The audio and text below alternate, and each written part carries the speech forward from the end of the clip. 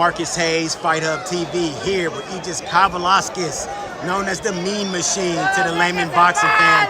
Mean Machine, what's going on? How you doing? Good, feeling good, done with the fight right now, recovery, rest, and I'm happy with my performance. You just got a victory tonight, getting back on the winning side of things. You've had quite a bit of interesting fights over the past couple of years. You've become a household name.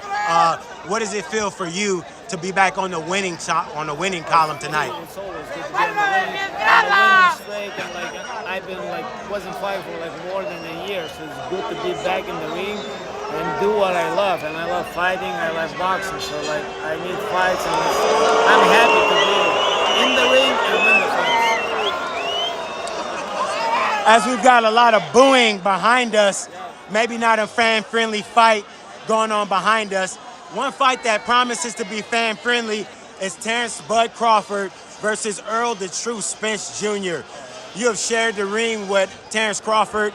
Tell me what you think about that matchup, Mean Machine. Everybody's waiting for the fight. All the boxing world is waiting for the fight, and hopefully we're gonna see it soon as possible. But yeah, I think it's 50-50 fight. I don't want to pick a winner because it's really both guys are great fighters, great champions, and we just want them. Everybody just wants them to get in the ring and just show the world which one of them is the best. We just had a big fight. Just a couple of weeks ago, we had Usyk defeating Anthony Joshua.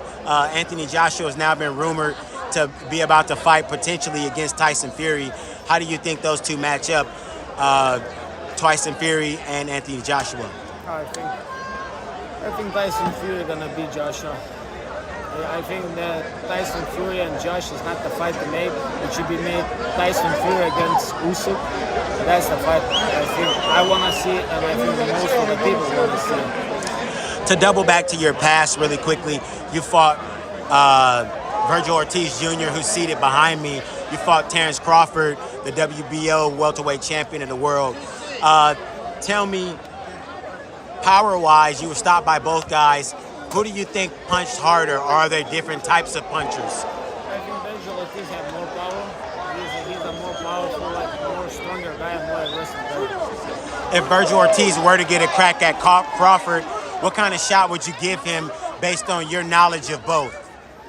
I was backing up the Vergil Ortiz, and I think he's the winner in that fight. I think he would beat Crawford.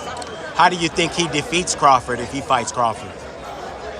Maybe even with the stoppage, because he's aggressive and powerful guy. So with that aggressiveness and with that power, he's a dangerous man. It's quite surprising because you fought against both. Your true opinion is that you think Ortiz, at this stage of his career, is he a better boxer than Terence Crawford? I think he's a stronger boxer. What was it like being underneath the power of Vergil Ortiz Jr.? What was that like on your body?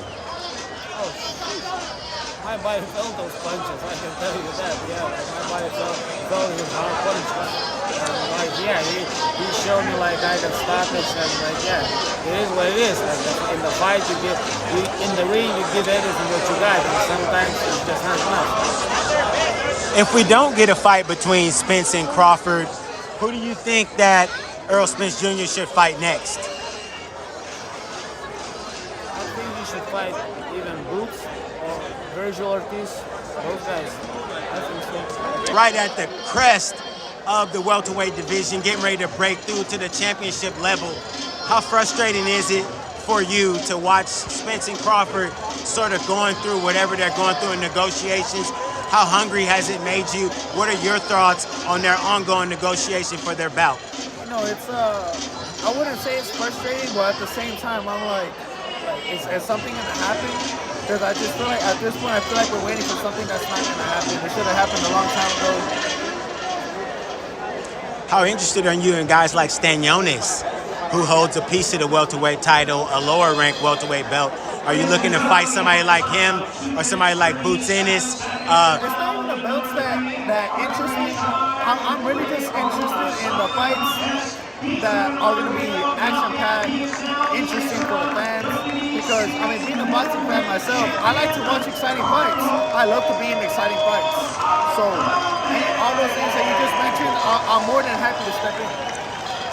Listen, I just got done with Egid Kavaliauskas. Kavaliauskas, man, had a glowing report for you as a fighter. I asked him what he thought about you and Terence Crawford getting together, and he said that he gives you the nod, hands down, to potentially even stop Terence Crawford if you guys got together. What does that type of praise mean for you to be given that from a common opponent between you two? No, it means a lot. It really does. It's very. It makes me feel really good inside. Speaking from that being said, from a former opponent. Former opponents don't have to say stuff about you. Like, oh no, I mean he can do all right, but it means a lot coming from Egid. We've seen you fighting young talent. We've seen you fighting elder statesmen in the division. Tell me, there's been a lot of rumor and circulation, especially in the crowd here at the Home Depot Center tonight. Everybody here wants to see you fight against Boots Ennis. What's your reaction to that, and how do you respond to that? If that fight's gonna be made, yeah, that's fine. I'm never like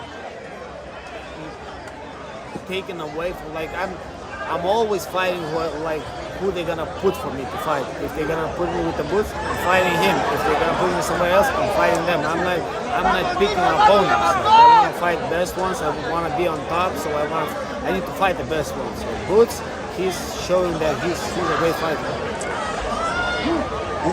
With a young fighter like Boots, when you've been in the division for quite a while, are you at a stage right now where you're hungry enough to where you want to pick off one of these young lions so you can get back in the championship picture? Yeah, it's always it doesn't matter he's a young or older. His position, his rankings, where he is, what he done in boxing means more. So I want to fight the guys who famous guys who have a big fan base and who are the great fighters, great in rankings, and top in rankings. I want to fight those guys.